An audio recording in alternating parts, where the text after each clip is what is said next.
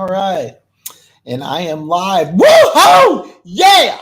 I'm telling you something. I am amped up today. I hope I get a lot of viewers today. I really hope. I'm starting like a minute late. And it's weird because I've been like amped up, ready to talk here for a while. This is going to be a great show. This is a great show. So if you tuned in for Andrew's football, you're in for a treat. This is going to be a great show. I always say to people, don't just watch, join the show. I don't go to YouTube, so I have no idea. But if you join the show, give me a thumbs up. I deserve it. I'm awesome, man. And oh man, One Pride 40. What's up, brother? Oh man, your Lions, and I'm gonna talk about the Lions here. I'm gonna break down all the games. They need a win. The Lions need a win, man. So welcome to the video. I'm starting at 7 instead of 8. The reason being is that I wanted to start at 8, so I wanted to make sure I got all the football news. I wanted to make sure that I got all the trade talk out of the way. Michael Bennett was traded from New England to Dallas for a 7th-round pick. It's not that big of a story. I'm not really going to go into too much detail over that. Cowboys adding some defensive line depth. It's not really that big of a deal, to be perfectly honest. How do I like my Chiefs against Green Bay? Well, you know what? Let's start off the show like this. Mahomes is out. Mahomes is out. So that's going to be difficult for the Chiefs. Green Bay's had a difficult time against Kansas City at Arrowhead. Arrowhead and prime time is always good. I'm not buying into Green Bay's defense, but the 42 they put up against the Raiders, I think the Raiders have a better defense than the Kansas City Chiefs. But Arrowhead's a different type of experience. It's going to be a fun game. I think it's going to be a high-scoring game. I can't predict a Chiefs victory without Mahomes, but I do think it's going to be a high-scoring game. I don't think Green Bay is going to just come in here and hold Kansas City to 6 points. Andy Reid is going to have this offense ready. I haven't checked, and I should have done this before I went on. I don't know if Watkins is playing. I think Watkins is out. Tyreek Hill, of course, is going to be 100%. I think you're going to see some interesting things with the Chiefs offense. So Michael Bennett is a I'm going to post this up, man. I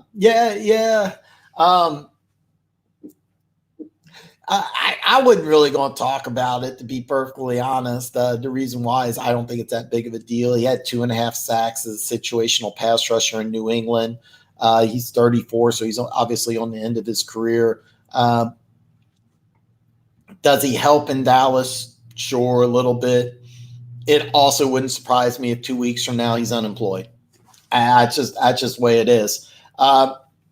Monday, I'm releasing the first of a series of videos, top 10 greatest Kansas City Chiefs of all time.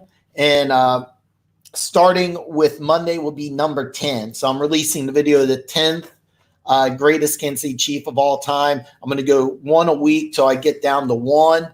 And I'm kind of excited about this. This is something I joined a bunch of Facebook I call them fan pages, where they're just some fans.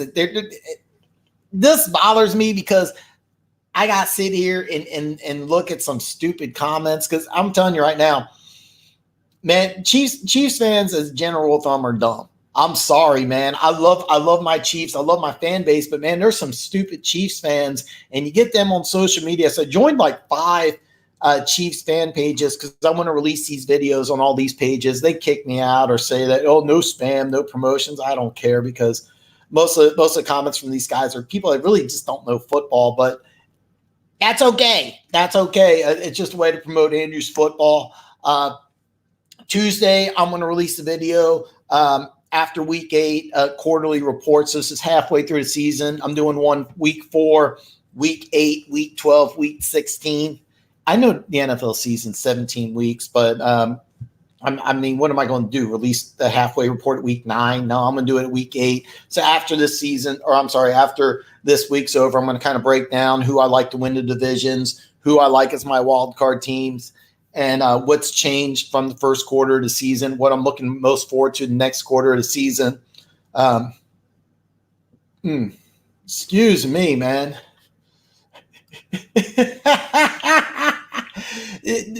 You know what? I am blown away at how many Lions fans and media don't like Stafford.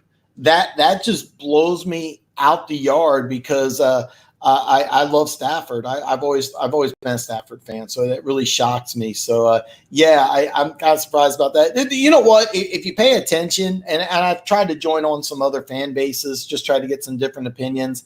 There's some dummies in every fan base. There really is. So I mean, it just happened. So and also, if you've been paying attention, I released my Patreon video. I did my 5-game special. First game was Thursday night. I liked Washington to cover 16.5. The other 4 games, and if you're interested, I got Tennessee as a 2.5-point favorite at home against Tampa Bay. I got the Colts covering 5.5 at home against Denver. Chargers are a 4-point dog. 4-point dog at Chicago. I actually like the Chargers to win that game outright. And then the Chiefs, Green Bay, that's my game of the week. I like over. I think it's going to be a high-scoring game even without Mahomes. So what I'm going to do is, if you haven't heard already, and One Pride 40 already kind of took already kind of answered that already, but I'm going to touch base on it again. Mahomes is out Sunday. He's not going to play for the Chiefs game. Man, if we get some Chiefs fans, hey, let's talk Chiefs. I will be in attendance for the game. Really excited about that. So who's home? Hey, Golden Rooster, man, I'm glad you could join the show. You're taking whoever plays home. We'll talk about Chiefs and Green Bay. I last time I looked, it's fluctuating anywhere from 3 to 4.5. Chiefs are at home. It's a Sunday night game at Arrowhead. Chiefs are a 4-point dog in the game. Last I looked, it could have gone to 4.5. The news is out, may have even jumped it all the way to 5. It's going to be a good game. It's going to be a damn good game. So, man, you want to talk Chiefs, Packers? I'm here all day, man. I'm just jacked up. Some days are better than other days. I'm super amped up. You know what? I'm gonna do something crazy. I'm gonna drink coffee while I'm super jacked up. I don't care. I really don't. So, yeah, man. Hey, look, Argo, man. Glad you joined the show, man. You're right. It's going to be Arrowhead prime time is going to be exciting. Arrowhead prime time is going to be exciting, and I'm gonna show this real fast here. Yeah, it could be. It really could be. You have a 6-1 NFC team coming to Arrowhead. The cool thing is that win or lose, I still think the Chiefs are in really good shape for the number 2 seed, and Green Bay, win or lose, they're actually been in really good shape for the 1 seed. I know San Francisco's undefeated. They have a good matchup this week against Carolina, fresh off a bye. So I'm going to hit a couple questions here. Here, hold on, Golden Rooster. Here, this one was first here. Who do I think's on the trade block? There was a lot of rumors going around, and I think there's always a name that you really just don't see coming. I don't really have anybody pegged exactly, but I will say this. If the Chargers lose and they go 2-6, that whole team could be on the trading block, but I could really see Melvin Gordon being gone. I really could see Melvin Gordon going somewhere, and the reason being is that if they're 2-6, they're out of the race. A running back's a position that I think's easier. Oh boy, Argo! I'm going to hit that in just a second. I could see Melvin Gordon being on the trade block. Now, if they win, they're actually in good shape to make the playoffs, believe it or not, because they've gone on runs before. Don't sleep on the Chargers. But now if they go 2-6, that franchise has always been kind of weird in how they handle things. So I wouldn't be surprised. I could see Melvin Gordon. He's a name I'd keep an eye on if the Chargers lose. I think if they win, I think they're going to keep everybody and just kind of go forward. I really don't have a name that's really like standing like this guy is going to be on the trade block. But, here I'm going to post a couple of these here, and then I'm going to hit one of the other topics. I'm going to throw this out. Do you know he went to school at North Carolina State, and apparently he lives in the North Carolina area. He's actually, if I remember right, it's less than an hour from Tennessee. So if Rivers is going to go somewhere, and there's a good chance he could after this season, because they're going to start off in LA, and I could see the Chargers, if they have a high draft pick, I could see them taking a quarterback, sticking him there, and trying to sell tickets with the rookie quarterback. It sells lots of jerseys. I mean, that's just common sense. I can see Rivers going to Tennessee after the year, because Tannehill's not the long-term solution. Tennessee's going to go in a different direction. I could see them going Rivers, and that'd be a great spot for Rivers. I could see that. It won't happen this year. So, and her Golden Rooster, I'm going to hit this here. The way the Falcons have a world-class organization. I'm not a Falcons fan, but their organization's world-class. They're not going to do something until probably week 16 or 17. All right. Quinn's going to get fired unless he rattles off like 8 wins straight, and he won't. He's going to be gone. It'll be very interesting to see the type of direction, because I think Dimitroff could also be gone. And if that's the case, you could just clean house. If they get rid of the general manager and they just blow the team up, I wouldn't be surprised if both Ryan and maybe even Julio Jones is gone. If Dimitroff stays, I could see them trying to get a head coach who can come in, try to fix the defense, and then keeping, brain freeze. The offensive coordinator was the head coach in Tampa, and I forgot his name, and it will hit me in just a second. But anyway, he could stay as offensive coordinator. They could hire another defensive-minded head coach. It'll be interesting to see what the Falcons do in the offseason. So, all right, I'm going to post a couple comments here. Is Jordan Howard? I haven't heard anything. You know what? It was funny. I was talking about the Eagles, and to me, the Eagles' defense is something that really needs improvement. I was baffled by how bad their defense looks. Remember when they got hot last year, they won like 6 out of their last 7. The defense just came to play. I'm not seeing the same defense. Not seeing the defense at all. I don't think Jordan Howard's on the trade block, because they traded, I think it was like a 5th, and then they got like a 6th in return or something minor. But since they traded for him, I don't think that they're going to trade him. I think that they're going to go ahead and keep him. But if I'm the Eagles, I worry about that defense big time. That defense should not be that bad. This is a topic I kind of wanted to touch base on. And I'm going to try to get to every single comment here. I mean, that's the whole point of doing a live streams. I really want interaction. I want people to ask questions, have comments. And this is a very good comment. And I'm going to give you an answer you don't want to hear, but that's nobody. I really don't think the Chiefs are going to. And I don't see anybody out there that I really want. If I had my dream list, and I could get anybody, it'd be Patrick Peterson. But the Cardinals are 500 right now. They won 3 straight, and they've been public that they really want Patrick Peterson there. He's a fan favorite. There's a lot of Peterson jerseys. Larry Fitzgerald, I mean, he's been playing for I looked this up. He's been an Arizona Cardinal for 53 years.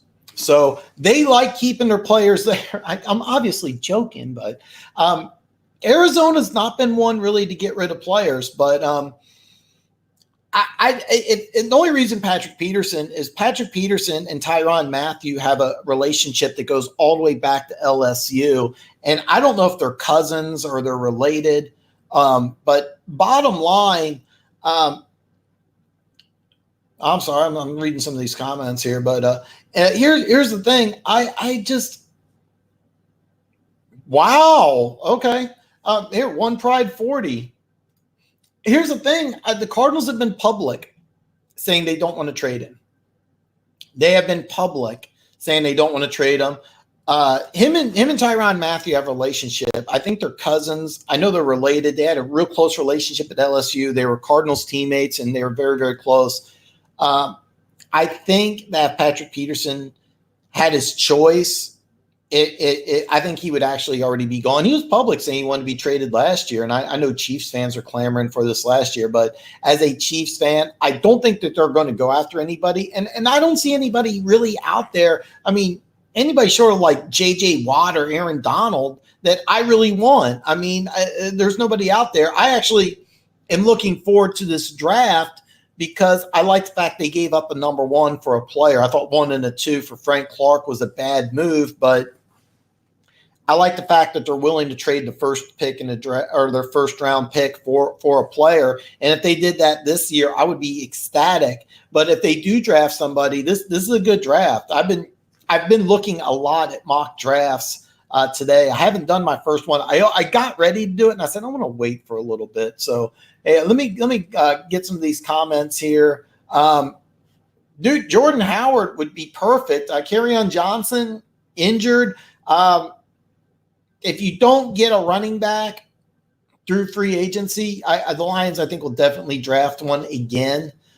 They haven't had luck in drafting. I was listening to Luke G, and they were talking about Javid Best, and that was a sad story because, I mean, the dude had tons of talent. So I do think that the Lions will try to get a running back. I don't know if they'll be able to trade for one or not, but Jordan Howard would be perfect. I've always been a big Jordan Howard fan. You're right. They haven't played a decent offense, but that defense is legitimately good. That defense is good. I mean, no, they're not playing like Green Bay and Kansas City or even Minnesota the last couple of weeks, but they've been playing some bad teams. But that defense is good. That defense is legitimately good. They're confusing. They have a good pass rush. They have an excellent secondary. They're extremely well coached. They're gonna play a team, and they're gonna give up some points someday. I wouldn't be surprised if it's a high scoring game this week against Cleveland, but it also wouldn't surprise me if Cleveland puts up 3 points either. Sooner or later, the Patriots are not going to look like the greatest defense. Right now, they're playing like an all-time great defense. So, and this is an excellent point too. The defense as a whole just looks horrible. I mean, you're right. You're 100% right. And Argo, man, agreeing with me. When Chris Jones comes back, this defense will get better. You remember they got Okafor from the Saints. They got Agba from Cleveland. There's the longer the defense plays, the more it's going to improve. So the defense is going to look better as the year goes on. Will you see something like you saw against Denver? Probably not. Denver's offensive line's horrid. I mean, they've invested some picks, but they lost their center and through free agency. Denver's got a big rebuilding project ahead of them, and it looks like Elway's going to be gone after the season. So here, let me touch base on this here real quick. So I'm gonna try to get all the comments here. Sanu does upgrade the offense, but here's the deal with the Falcons is they got I always forget one's Calvin, one's Steven, but Ridley took over as the number 2 receiver in Atlanta. He's actually a legitimate number 1 receiver in the NFL, but he's not going to be the Falcons' number 1 receiver because they got Julio Jones. So Sanu was expendable, and they're getting the second round pick because they know, Ridley. Yeah, Golden Rooster. It's Ridley. I can't. Okay, one's Steven, one's Calvin. I get the two mixed up. I think Calvin Ridley's the Falcon, but I get the names mixed up. Number 18 went to Bama. Reminds me a lot of Amari Cooper. I think he will eventually be a number one receiver, whether it's with Atlanta or not. But he's a really good receiver. But Sanu's the number 3 receiver, and if you can trade your number 3 receiver for a second-round pick, that's a smart move because the Falcons, they want to stockpile draft picks because they got a lot of work ahead. Remember, they gave up their second and their third pick to trade back into the first round to draft the right tackle who's not playing like first-round pick. So that's the thing. One Pride 40. That's a good point, man. Here, hold on here. Let me. Here's the thing. I thought it was a smart move for the Falcons, but he is going to help. No, you're right. You're right, but Ridley's overtaking him as the number 2 receiver, and look at those weapons. You got Matt Ryan's a Hall of Fame quarterback, Julio Jones a Hall of Fame receiver, Hooper's a Pro Bowl tight end, Ridley who's going to be a Pro Bowl wide receiver. So Sanu was expendable. But bottom line here is that he was expendable. And Falcons, it doesn't matter.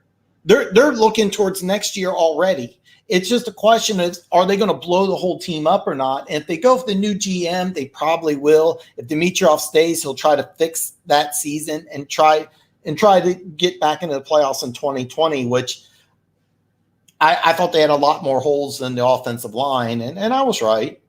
If I was a chief, you know, and here, when I made my video, top 5 things I liked about the Kansas City Chiefs. The first thing I liked was Carlos Hyde because he was a power back who could carry 25 times a game, just like he did with the Texans, and they didn't want to do that. Remember, everybody was excited about that Thompson kid, and he just wasn't. You know, I think he's injured, but he hasn't been playing. But this is a guy who was a power back, and I think would have been good for the Chiefs. But Chiefs didn't want him, and you know, good luck to him because I thought he was a good player. I agree with you. And yeah, you're right. Andy Reid doesn't want power backs; he wants receiving backs. You know, he of course, I'm awful names today. I'm so jacked up. I'm forgetting names here, man. I apologize, man. I'm really awful names today, man. What is with me? But anyway, with the Chiefs, no, they don't want power backs. They want receiving backs, guys that can kind of do it all. I am so embarrassed by this. They like guys like McCoy, you know. So okay, Argo. They did that during the offseason. They got rid of their whole coaching staff, except for their head coach. That's why since they got a whole new coaching staff, except for their head coach, that's why I say maybe you should fire the general manager. Because what he did is he got rid of the whole coaching staff. Then they traded their whole draft for 2 offensive linemen, only signed in free agency 2 offensive linemen, and the offensive line stinks. So I am wondering if the next move is general manager. But here's the thing. If you bring in a new head coach, he's going to want to bring in his staff. The only exception would be the offensive coordinator, Dirk Cutter. I finally remembered the name. And Dirk Cutter was the head coach in Tampa. He was the former offensive coordinator in Atlanta, left to take over as offensive coordinator in Tampa, then got promoted.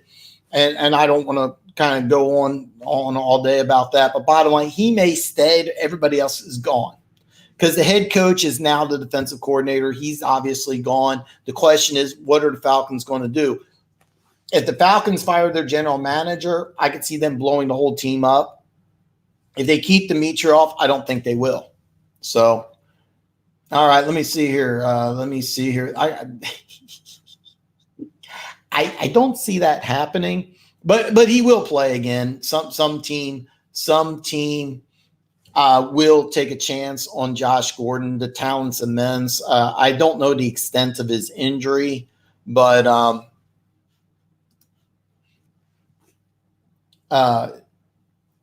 But it sooner or later he'll play in the NFL again. I think he's kept his nose clean in New England. It was just a question of they were going to put him on IR because they'd rather have Sanu, and that's smart for them to have Sanu. It fits better with what they're trying to do. And Gordon's a guy kind of on the outside looking in. Is there a team that could pick him up? Sure, absolutely. I don't be surprised if he's a Cowboy.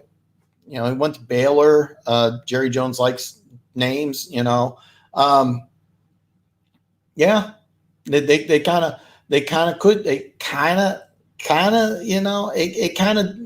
that's actually not a bad idea, but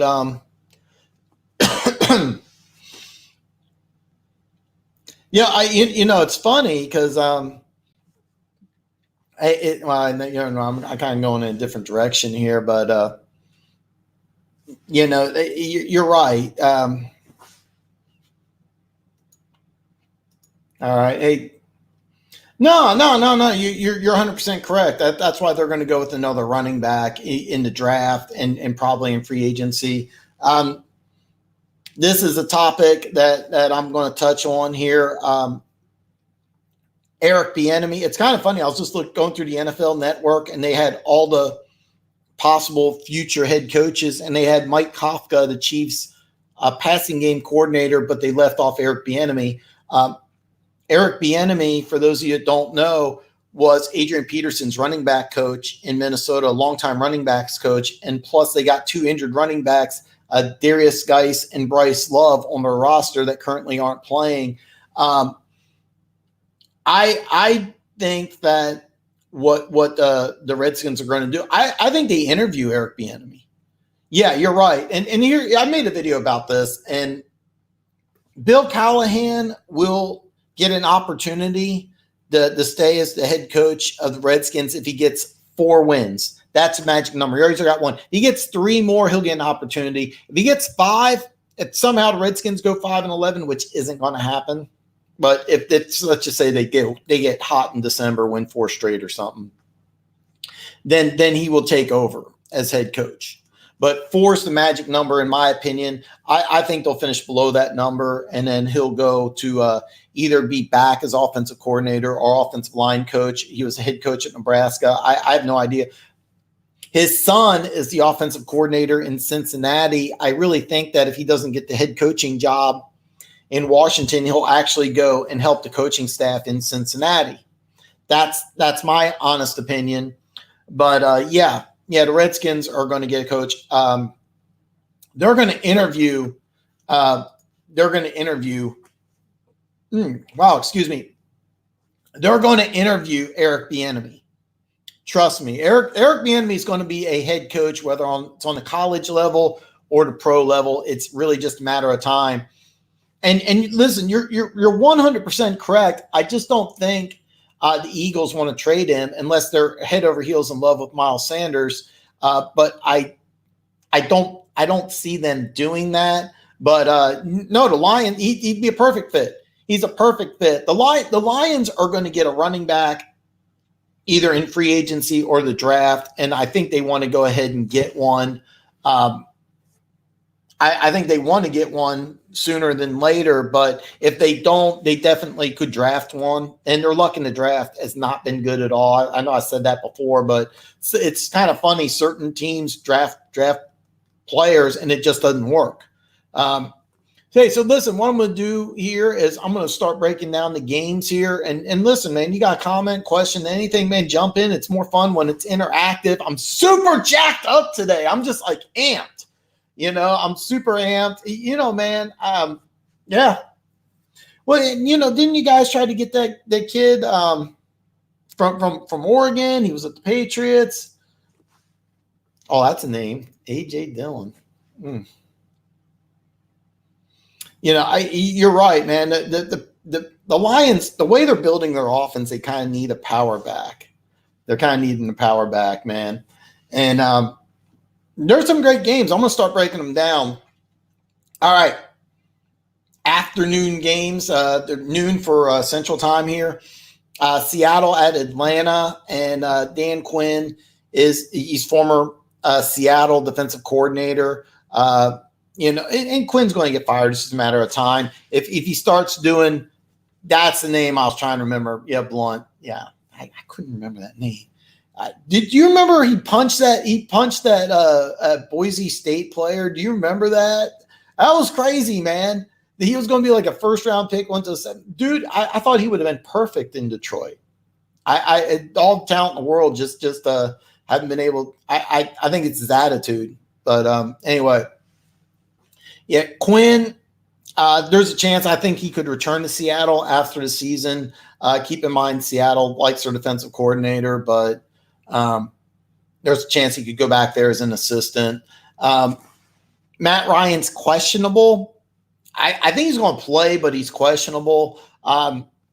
This is a game that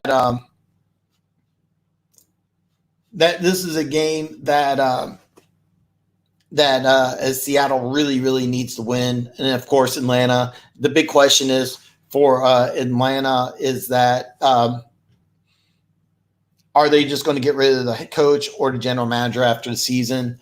Next game, Philly and Buffalo. And I'm really, really, really excited about this game. And the reason why is that if Buffalo wins this game, here's our next 4 games.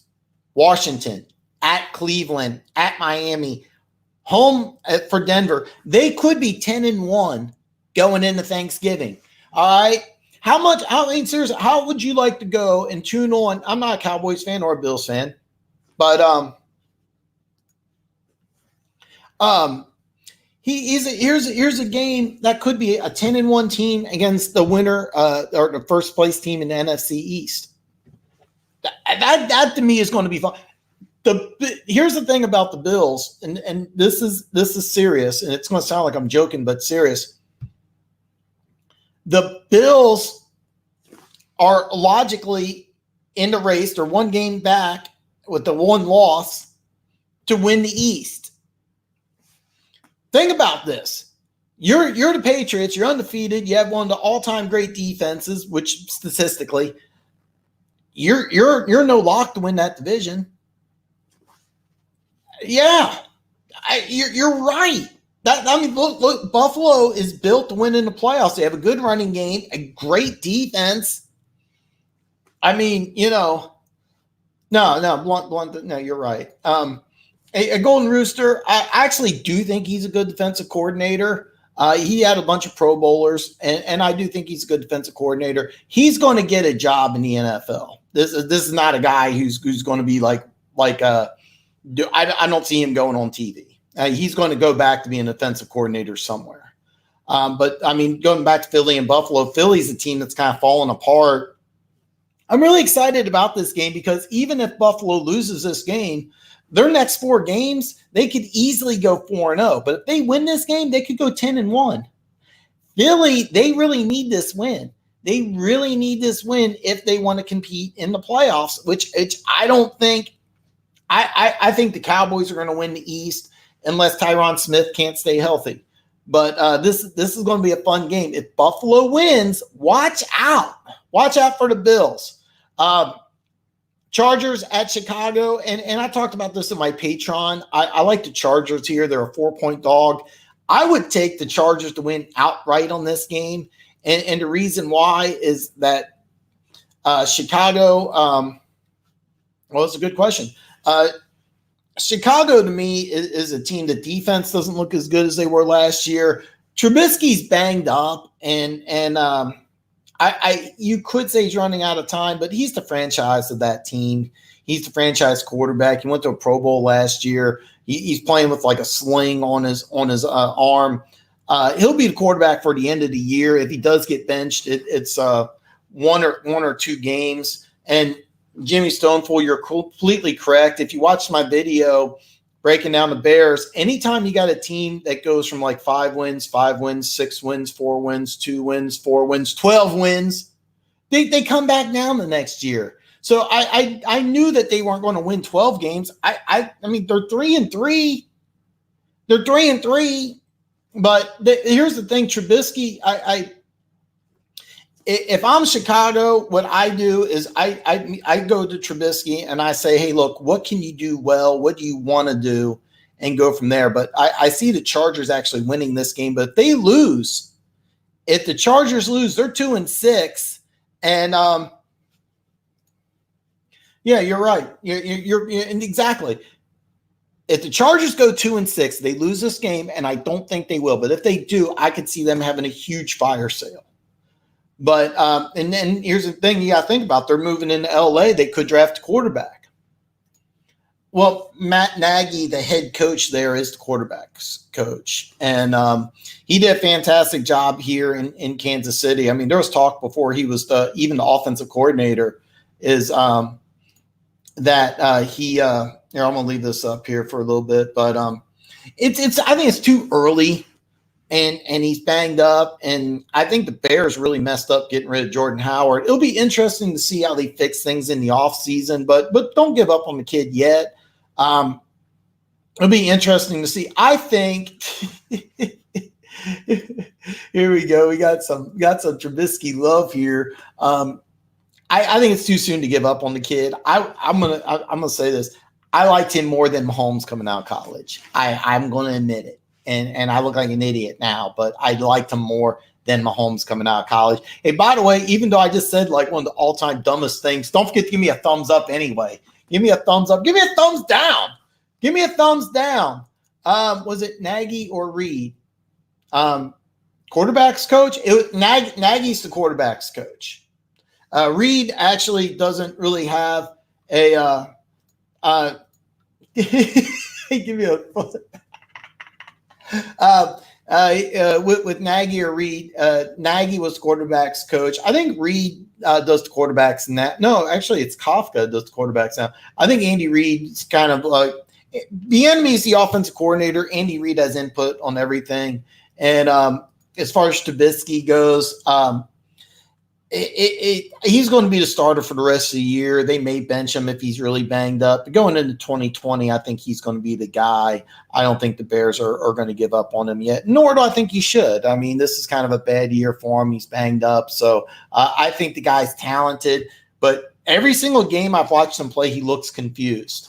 So, no, you're right. He's looked confused. And this is my thought process. I know Andy Reid has the most complex offense in the NFL. And my thought process is that, are they running the same offense they're running here in Kansas City? Are they running an overly complex offense that's too much for him to process?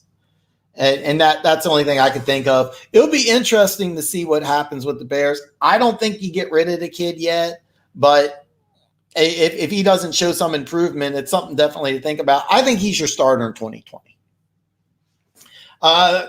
New York Giants at Detroit. With Detroit, they got back-to-back losses. They really need to win this game. This is a must-win for Detroit because if they win, they're 3-1. They're back in the playoff race. The Giants, I think they're playing for next year, but they've lost 3 straight, so Schumer is on the hot seat. Schumer is 100% on the hot seat. And I think the Lions got to finish close to 500. I don't care if you got a rookie quarterback or not. You can't just lose 4 straight. So, yeah, I know. I know. I still don't think you get rid of him. He's still a young kid with a lot of talent. And then I agree they should win this game. If they don't, they're in a lot of trouble. But I would be shocked if they didn't win this game. Keep in mind, the Lions are still playing for the playoffs. I think the Giants are playing for 2020, but Shermer needs to do something with this Giants team, or else he's going to get the boot. Whether you're playing rookie quarterback or not, New York's not a forgiving town. Tampa Bay at Tennessee. This is one of my Patreon games. I think Tennessee's offense looks a lot better switching from Tannehill. I think they're still a playoff contender. Man, I'm getting some great. This is some great stuff, man. This is some great stuff here, man. And yeah, man, I know what you're. Yeah, I know that's why it's kind of a must win for Detroit. And you're going against a rookie quarterback. Saquon Barkley's not 100%, but he's still probably the best skill position player on the field. I love Saquon Barkley. Phenomenal player. So, yeah, Detroit needs to win that one. Tampa Bay and Tennessee. Tennessee still has a chance to make the playoffs. They still have a chance to win the South. I think Tampa Bay, while they look better than I thought they would, they're really playing for the future. Again, a quarterback comment that's probably going to be unpopular. I think they're going to stick with Winston. I really do. I really think that they're going to stick with Winston and Daniel Jones. Yeah, he was one of my draft crushes. I did a video of, I had a couple players I had a huge draft crush on, and Daniel Jones was one of them. He's not going to look good this year. I thought the smart move was to have Daniel Jones sit for the whole season behind Eli Manning. I think starting him at week 3 is a huge mistake. Another thing you got to think about is Shermer, the coach for the Giants, is he going to be back? Because if he's not back, and keep in mind, you can't have back-to-back 4-win seasons in New York. You just can't. You can't do that, but he's got to show something in order for Sherman to keep his job. But if New York goes in a different direction, they're going to go with Daniel Jones, and I think that'll improve. And I think that will hinder his process. But if he shows some improvement, Shermer stays there, he'll look a lot better in 2020. This is something I've fantasized about many times. It'll never happen. Basically, what I've heard from Denver is every single player can be traded except for Von Miller. Drew Lock, not this year. Actually, we went to the same high school. I was very high on Drew Lock. I think he's the starter in 2020. I think whoever takes over as general manager in 2020 will build this team around Drew Lock, get him some offensive line help. So, but yeah, not this year. Speaking of Denver, that's the next game. I got Denver at Indianapolis. This is another Patreon game. The Colts look really, really good. And with this win, if they win against Denver at home, they'll go 5-2. I like them, of course, covering 5.5. It'll be interesting because Denver's really rebuilding and really looking towards the future, but the defense is still pretty good. So I think this could be an interesting game, but I'll be honest, I'd be shocked if the Colts didn't win by double digits. But it's a game I'm definitely going to keep an eye on. The London game, Cincinnati at Los Angeles, even though it's in London. Just as a fan, I kind of want to see a close game. If the Rams lose this game, they are in horrible shape, especially considering how much draft capital they gave up for Jalen Ramsey. But I'd like to see Cincinnati win a game. Keep in mind, the head coach in Cincinnati was a quarterback's coach in LA last year, so there's a connection there. I think the Bengals will make this kind of a more interesting game. But bottom line, they're going to be probably a top 5 team as far as the draft next year, and it'll be interesting to see what they do. Remember, they had Jonah Williams. They drafted the 11th pick overall. He's going to be the left tackle. That's going to really change things for the Bengals. I could see the Bengals really doing some interesting things and being competitive in 2020. All right, here, One Pride 40s. Man, this is some awesome stuff here, brother. Okay, I'll touch base with this. I don't know if the Jets really want to get rid of a receiver. I really don't. And the reason why I say that is I think he's like at best your number 3, but he's like the Jets' number 1. And, there's I think I know they hired a GM, but remember they got rid of the GM and then Gase made a bunch of moves. So I don't think the Jets are going to be making a lot of moves unless they give up a second, which I think is way too high. I don't see this happening. One Pride 40. I kind of touch base on this. It kind of depends on where the Rams are drafting. I think if you're giving up the 30th and the 28th pick in the 2020 and 2021 draft, then yeah. So I think it's a better trade for the Rams. But if Jacksonville ends up making some good moves with these draft picks, then absolutely. And Jacksonville's a team that's got a lot of holes. So I thought it was really a good trade for both teams. keep in mind it's only a good trade if the Rams go deep in the playoffs both years. If the Rams go 9-7 and don't make the playoffs, then Jacksonville definitely wins this one. And you're right, he's 6'2" with speed, so he could be a trade target, but that's also the reason why he's the Jets' current number one receiver. And that's the reason why I don't see the Jets making moves. But the Jets organization as a whole has always been bad throughout the year. So it wouldn't surprise me if they do something boneheaded like this, but that's kind of like waving a white flag. And yeah, I know they won one game. It's mathematically impossible, but Darnold needs all the help he can get. So I'd be kind of surprised, but at the same time, the Jets just do weird things. You're right. You're 100% correct. And that's kind of how he's going to be remembered. He's probably not going to be remembered as the guy who brought in Manning and went to 2 Super Bowls, winning one. He's going to be remembered as the guy without Manning could not do anything right. And the rumor mill is that he's going to be gone after this season. I think he mentioned something in a press conference that, come next season, they'll do some evaluation. And I think he may stay on as a special advisor, something like that. But I think his time as general manager is come and gone. And I don't like all the moves he did, like Grant Bowles, the left tackle who's played like horse shit. I mean, let's just be honest. He's looked horrible. And I thought it was a great draft. I mean, this is a guy, he was supposed to go higher. They got him at I think 21 or 25. And it was a great move. It was a great move because he was projected to go higher. They needed a left tackle. He looked like a stud left tackle, and he came and just plays like just awful. I don't know if you can blame Elway for that.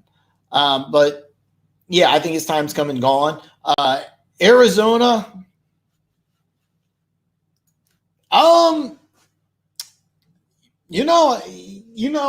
that's not as crazy as you may think. I don't know if he'd be the GM, but I know he's doing some like TV, and I could see him liking that. It'd be interesting. I think Manning, I'll tell you what, if I was an NFL team and I needed a general manager, I wouldn't hesitate to hire Pete Manning at all. I don't know if he wants to do it. That's actually a great move. Arizona at the Saints. It's a game time decision, Breeze or Bridgewater. I don't think it matters, but Arizona's won 3 straight. And this is something I want. Does Arizona keep this game close? If this is a blowout, then hey, Arizona, they're kind of a work in progress. He doesn't. But I do know. Man, my hat feels tight today. I don't know why, man. It's crushing my big head, man. So, I was talking about the Saints here. Here's the thing. You're not saying Manning's going to be GM of the Saints. No, they're set. I will say this: Dennis Allen, their defensive coordinator, is going to probably get a head coaching job here. At least he should get several interviews. Done a fantastic job there. To me, the Saints-Cardinals game is really a benchmark game for the Cardinals because they've won 3 straight. How good are the Cardinals? Because if they play this game close, you got to look at the Cardinals and say, hey, this is going to be a team on the rise. I think that there's going to be a team that wins 10 games in the NFC and it's on the outside looking in.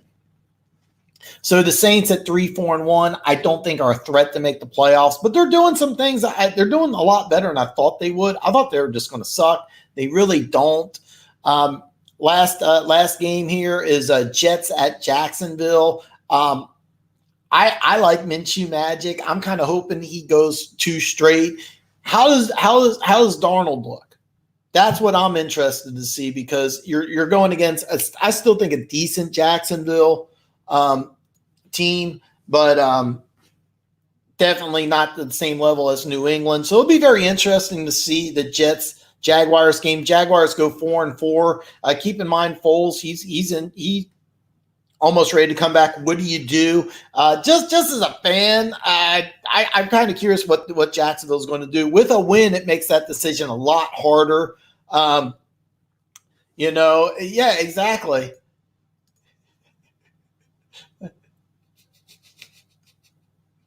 No, he doesn't like to criticize, but being GM, you shouldn't really have to criticize. So the thing that impressed me about this game was the defense. I thought Marcus Peters going to Baltimore is a great move. Peters fits in a lot better in that defense than he was on the Rams, because he's not a bump and run man corner. And that was something that he was frustrated with in Kansas City. He didn't want to play bump and run man. He wanted them to get rid of Sutton, and they get rid of Sutton. I'm going to say something extremely unpopular. I would love to have Peters back here in Kansas City. I think Peters with Spags would work perfect, and I think he's the type of player we need. I'm a huge Marcus Peters fan. I was sad to see him go. The way his contract works, you can get rid of him after next year. The way he's kind of locked in for the next 2 years. So I don't think he's tradable. Jacksonville has to eat like a lot of the cap or something, but it's not. I don't think it's economically. No, you're right. And he was talking about. Well, actually, I got the news. Hey, Golden Man, who are you talking about here, man?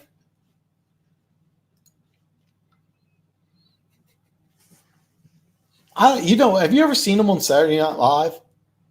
Hey, Golden Rooster, who are you talking about, man? And then, dude, have you seen him? Oh yeah.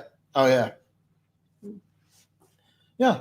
Well, I mean, Kareem Hunt is not going to be able to come back, but Peters can, because Peters would excel in this system under Spags. This is a perfect system for him. I have a hard time believing that he might have rubbed some of the Chiefs personnel the wrong way. I know he had the Chiefs personnel wasn't happy with him kneeling, but yeah. Sam Darnold. Yeah. Oh no. Yeah. Darnold was.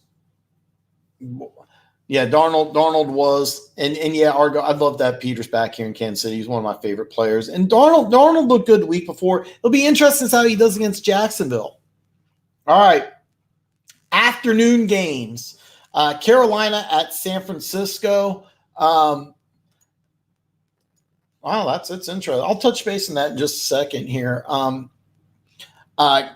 This is fun because Carolina's coming off of a bye, and they're playing against an undefeated San Francisco team. As a fan, McCaffrey could leapfrog into the MVP race because San Francisco's defense has been playing lights out. Another big deal is that if Carolina wins, not only are they in great shape for the playoffs, it also wonders, could Cam Newton – we haven't even talked about Cam Newton being on the trading block. But I've said this many times, he's not going to be with Carolina in the 2020 season. So – yeah, you're wondering, yeah, it's going to be a big deal because I wonder if Kyle Allen goes 5-0 and he wins against an undefeated team. How hard is it to say, hey, go back on the bench and let's bring in Cam Newton, who I'm firmly convinced. I don't think Carolina really wants Cam Newton around.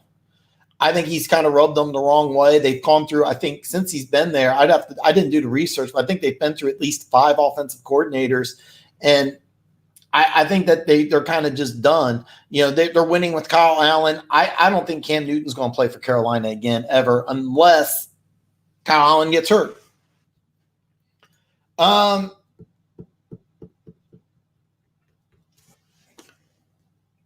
little confused by this one. The sign you're talking Antonio Brown?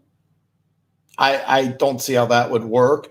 Here's the deal with Hunt. He's with Cleveland after week 8. I can't remember if it's week 8 or week 10, but he's going to be on Cleveland.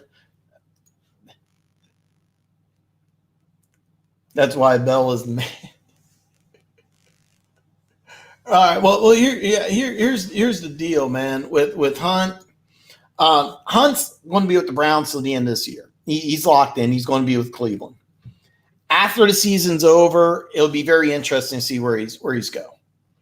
That's why it's going to be interesting. So speaking of that, Cleveland at New England, I'm actually excited about this one because I wonder if this is the week where New England's defense looks human. That's why. That's why. Here's the thing. Cleveland has a lot of skilled talent. They're just not on the same page. But remember, they put up 40 against Baltimore in Baltimore. I would like to see. I would like to see this be interesting, but for me, it'll be a fun game. I would like to see it be a close game. I mean, as a Chiefs fan, I would love to see Cleveland knock off New England, but I'd be shocked if it happened. But is this the week where New England's offense looks human? Okay, let's talk about Cam Newton. I don't know, and that's going to be interesting. I think after you have to look at who you get in as quarterback. Like, let me ask you this here: is it worth? Would it be worth like Miami? Like Miami say, hey, come in for a year while we get our rookie quarterback lined up because it sounds like they want to take Tua. So do you want to start a rookie? So maybe they go Cam. Is there a team that okay, we got a value here chart. He's worth it. Going into the season, is there going to be a quarterback that's going to get injured? Is there a quarterback hurt? I mean, you have quarterbacks get injured all the time. For example, in Denver, Drew Lock is the future, but let's say he gets hurt. You could bring in Cam Newton. Cam Newton's a guy that you bring in if somebody gets hurt. To be perfectly honest, I mean, let me ask you this here. And going into 2020, if you needed the quarterback to play, would you rather have Eli Manning or Cam Newton? I'm just throwing that out there. Just food for thought here. You're right, because he can't. That's the reason why I think they want to move on, because they've tried so many offensive coordinators, and he wants to be a running quarterback. He doesn't really want to run an NFL offense. He wants to kind of do his own thing, and I wonder where he could go and do his own thing at. I mean, I wouldn't be surprised if he could go somewhere like Argo cracking me up, man. I'll post that in a second here, but I wouldn't be surprised even if he goes to New England and plays like backup and tries to do like a little wildcat. I could see something creative like that. It'll be interesting to see. I don't think he's going to go to Carolina, but it'll be interesting to see what he does in the offseason. A lot of it's going to have to do with who gets injured. Like, if somebody tears an ACL and they're out for the whole year, well, maybe you can bring in Cam Newton and run a dumbed down offense for a couple weeks. I don't know. Argo cracking me up. I don't see that happening. He's going to play in the NFL again. I just don't think it's going to be here in Kansas City. And you're correct. When you need a quarterback, I'm trying to think off the top of my head. Is there a team right now? That's actually a good move. Yeah, I could see that.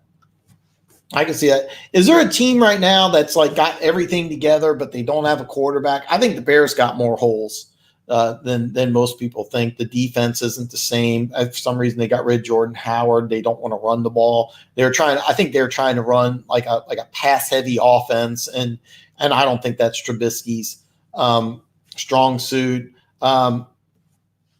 Titans would actually be a good fit. I don't know if Vrabel wants to run that type of offense, but I could see that happening. I think a better move would actually be Phillip Rivers. The Titans are going to get a quarterback after this season. I just don't know who. So it'll be interesting to see. Can you imagine the Titans with Phillip Rivers? How good of a team that would be? Because that defense is solid. Oakland at Houston. Remember, Conley was just traded to Houston for a third-round pick. He is going to play in this game. Oakland's 3-3. Houston's 4-3. The winner's in a good spot for the playoffs. Houston has a legitimate chance to still win the South. I don't see the Raiders as being a really legitimate threat in the West, but they could still make a wild card. I know the Colts have played really well, but the South is still up for grabs. The South is still wide open. So Houston, this will be a big game for them. But if the Raiders win and go 4-3, watch out. And we're going to talk about Monday Night Football. Miami at Pittsburgh. Pittsburgh off of a bye, playing on Monday night. I'm actually excited about this because I want to see if Miami can play good. Because in the past, Pittsburgh at home on Monday night is solid. That's a lock. I mean, they're going to win this game. It's going to be awesome. But can Miami come in and play? Because if Miami comes in and lays an egg, now keep in mind, all the other head coaches were signed to 4-year contracts. Brian Flores of the Dolphins signed to a 5-year contract. So I was kind of under the impression that they're willing to go ahead and kind of look at this long term. They're just not going to jump in to, hey, you had one bad season. So for me, I'd say it's NFC West. And the reason why is you have an undefeated 49ers team. I think Seattle is capable of making the playoffs. The Rams are capable of making the playoffs, and the Cardinals are 500. So I would say an NFC West. AFC South, I think, is the most competitive because I think all 4 of those teams still have a legitimate chance if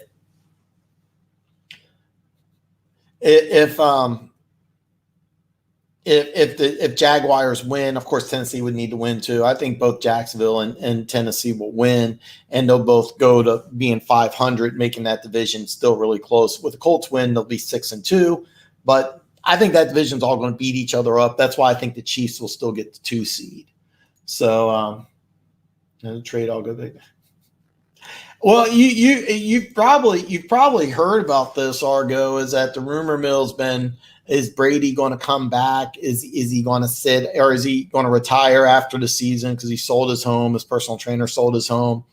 You can go back to, you could probably go back to the 50s if you really wanted to, but great quarterbacks, a lot of great quarterbacks leave, their team, play for another team. I mean, Brett Favre, Manning, Montana, Breeze was actually a Charger, believe it or not. I mentioned Rivers going to another team. It wouldn't surprise me if Brady one of these days left New England and wanted to play a year or two somewhere else. Wouldn't surprise me. That would surprise me. Actually, the team I could see him going to would be the Chargers, and the reason why I say that is I could see Rivers being gone, and I could see Brady coming in for a year or two, and I could see the Chargers getting a high draft pick. That's if the Chargers don't get things turned around. That said, I think they will get things turned around, but you never know in the NFL. And kind of, we've already talked about this, but I saved the best for last. This is my game of the week. It's Sunday Night Football. I will be there.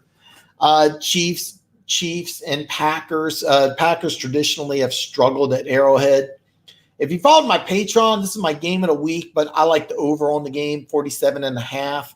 And even with more, I still like the over. I think it's going to be a very high-scoring game. Green Bay, though, if they win this game, they'll be 7-1. And they're in great position, if not for the number 1 seed, at least for a bye. And nobody wants to go up to Green Bay and play in the playoffs. Nobody. And forget the cold. It's just the atmosphere. But in this game, I love the over. I think it's going to be a high-scoring game. I think it's going to be a high-scoring game. I think that Chiefs and Packers are going to play. It's going to be a shootout. And the problem is that you got one gunslinger who's Aaron Rodgers. You got another gunslinger. It's Matt Moore. And here's how Kansas City can win is that Kansas City's defense has to play better. They're going to give up points, but do they get turnovers? Do they get fumbles? Do they get strip sacks? Special teams has to be a factor, and it could be minor special teams victories. You don't think about it, but let's say you only get 1 first down and you punt. Do they get the ball on the 30 or do they get the ball on the 10? Dustin Colquitt, he's the Chiefs' longest tenured player. He could have a big impact on this game. He's a left-footed punter, and Players have fumbled punts before with Dustin Colquitt. Special teams, again, could be huge. The Chiefs may need a punt return for a touchdown. Tyreek Hill may end up getting a punt return back for a touchdown. He hasn't played punt returner this year, but they may change that this week. I don't think they will, but they could. You never know. They may pull out all the stops. This week. Man, I would love it if Honey Badger. I said this for the season. I think sometime this year he's going to score a touchdown to Arrowhead, and Arrowhead's just going to go nuts. Sometime this season he's going to score a touchdown, and as the year goes on, the defense is going to get better and better. But it's never going to be a great defense. Nobody's ever going to look at the 2019 Chiefs and go, "Wow, look at that defense." No, nobody's saying that. And the Chiefs aren't trying to build a team with a great defense either.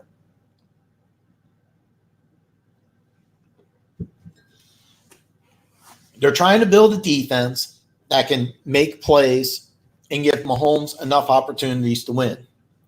And for one game, can Matt Moore win a game? Sure.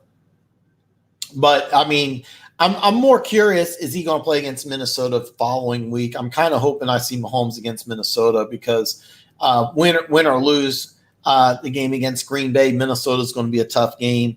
And especially if we lose, I don't want to go 5-4 and get too far back because I still think the Chiefs are the second best team in the AFC. You have to realize when the Chiefs get Watkins and Chris Jones and Eric Fisher and that quarterback Mahomes healthy, they're I think the first or second best team in the AFC, currently the second best because New England's looked awesome.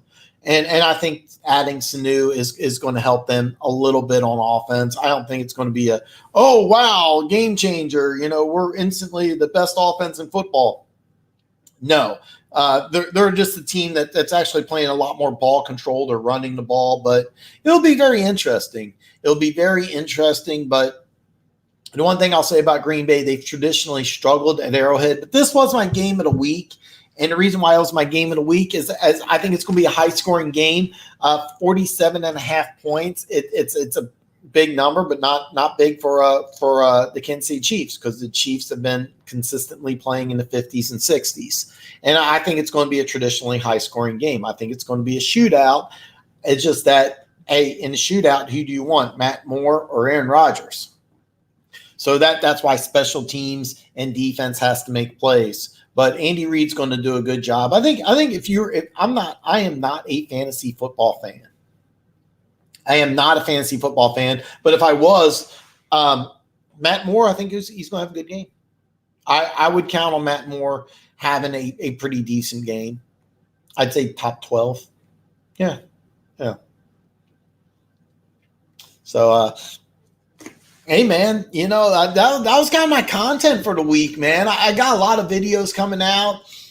If you joined late, Monday, I'm releasing my first of 10 videos. I may do 11 because I may throw in like a video. But let me retrace here. Top 10 Chiefs of all time. Top 10 Chiefs of all time.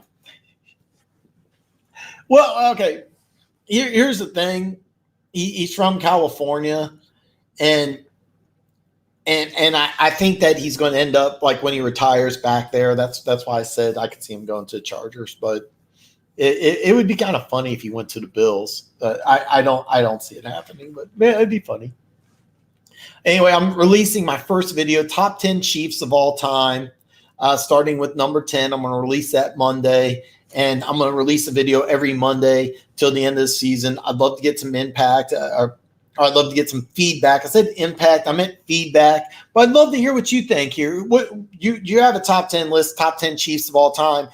When I release the videos, does the guy I released, is it too high? Is it too low? Should he not even be on the list?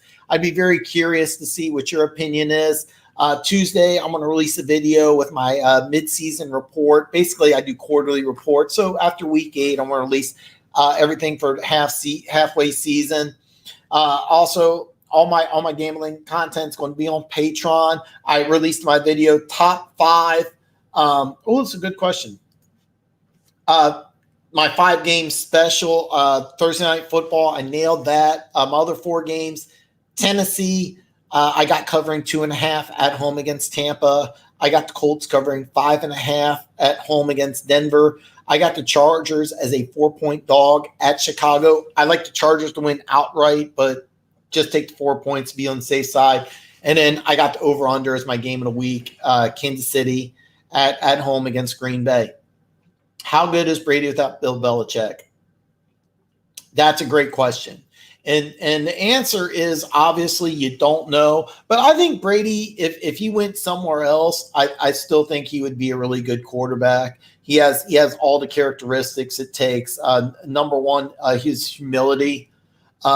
He's always been a humble guy. His work ethic is really unparalleled. A lot of people, work out, but not only his workout, but how he works out. His personal trainer, he hasn't lifted weights in years. He does something called band training, and he trains his muscles to become more flexible. His diet is freaky. He said like the craziest thing he eats is avocado ice cream. I mean, the guy has like a routine of of everything he puts in his body. So his work ethic, his intelligence, his toughness. I still think he'd be a great quarterback without Bill Belichick, but would you be calling him the greatest of all time? Maybe not. And the reason why is a lot of quarterbacks, right place, right time.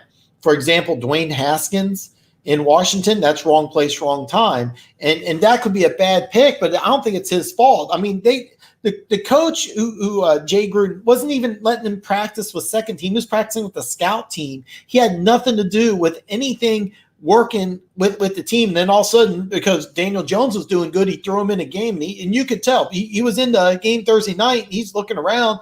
He's like, I have no idea what I'm looking at. I mean, it's kind of like going into a college algebra test and you don't even know how to add. So a lot of being a successful quarterback is being in the right place in the right time, having the right system. And that's one of the reasons why I think Carolina wants to move on from Cam Newton is because they brought in multiple offensive coordinators to try to do what he wants to do instead of Cam Newton just saying, hey, look, I need to work on my footwork. I need to work on my accuracy. I need to work on my passing. But no, I want to run the ball. I want to be special. Forget, 100 years of history in the NFL. I'm special. Well, as you find out, they've won, 4 games, 5 games straight without him. So he's not. But how good would Brady be? The answer is you don't know. I could see him playing a year somewhere else. I could see it. It'd have to be the right situation for him. I don't know where. But, look at all the great quarterbacks. Look at the greatest quarterbacks in the history of the NFL. And a lot of them have finished their careers on different teams. Johnny Unitas, Joe Namath, Favre, Glenn Court. Well, hopefully Pat Mahomes, but it could. Yeah, sure. It could happen. I think it's 6, but and these are some great comments here. I have no idea what Brady. I personally, I think that what will happen is that. Absolutely. I think he could coach. My thought process is that I think that he'll go and be a special assistant with the New England Patriots and basically just kind of like sit in the box. And I wouldn't be surprised if he just has some sort of role where he just kind of like, takes pictures and gives speeches and I could see him just doing something like that. I think that once he's done with football, I don't think he wants to go back into the limelight of the NFL. I think that I could see him just doing something completely different. Maybe like, being an author. I have no idea. I've never met the guy, but I will say this. He was surprisingly funny on Saturday Night Live. He did it a long time ago, but man, he was really good. Both him and Manning were really. Actually, Montana was really good on Saturday Night Live. I don't watch the show anymore. It's too damn political. But oh man, oh damn, Argo, man, you on fire, man! Jesus. Oh man. But yeah, I have no idea. But I think that he could for a year or two just have like a public relations role with the New England Patriots, and like, hey, you can shake hands with him for like $10,000 or something crazy like that. I mean, the guy has so much money that I don't think money's really an issue with him. I don't see him coaching though. There's a handful of players I would love to see coach. Sean Lee, linebacker for the Dallas Cowboys. I'd love to see him be a coach. Alex Smith, I think, is going to go into TV, but I would love to see Alex Smith go into coaching. I think he's going to go to TV. I think he's going to do great on TV. There's a couple linemen I could think of. Names escape me right now, but it's something I thought about. But Sean Lee, if I had to choose one player who's going to be an excellent coach, I think it would be Sean Lee. Usually like backup quarterbacks and players that aren't household names make great coaches. But that's kind of long and short of it here. Hey, look, man, I'm going to go ahead and kind of wrap this up here, man. This has been a great show. Thank you so much for all the comments. There were some great ones here, man. There are some great comments here. I'll be at Arrowhead Sunday. I'll be at the family, so I probably won't post anything. I got a video Monday, top 10 Chiefs of all time. Tuesday will be my halfway through report. And then, of course, Tuesday at the new time of 7. You like 7 better than 8? I do. Hopefully you do too. But Tuesday at 7. So listen, man, go to my YouTube channel. Give me a thumbs up. And if you haven't already, see that button that says subscribe. If you're new and you haven't yet, oh, man, thanks, Golden Rooster, brother. If you haven't yet, see it. Bam! Hit that button. Become one of the greatest people on planet Earth. Have a great weekend. I'll see you Tuesday.